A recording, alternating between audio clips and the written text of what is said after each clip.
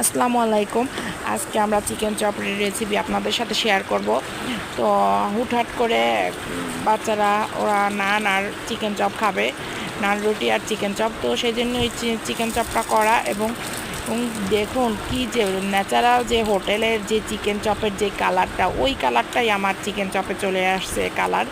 এবং আমি হালকা একটু কাঁচামরিচও ফালাই দিছি চিকেন চপের ভিতরে, যেহেতু ঝাঁঝ লাগবে, ঝাল ঝাল লাগবে এবং টক মিষ্টি লাগবে।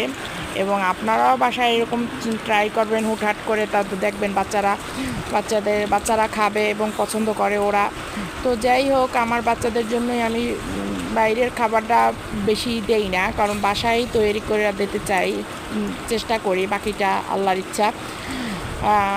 তো আপনারাও বাসায় এরকম ট্রাই করবেন। এবং আমার কেমন হয়েছে আমার চিকেন চপের রেসিপিটা আপনাদের সাথে শেয়ার করছি। আল্লাহ হাফেজ।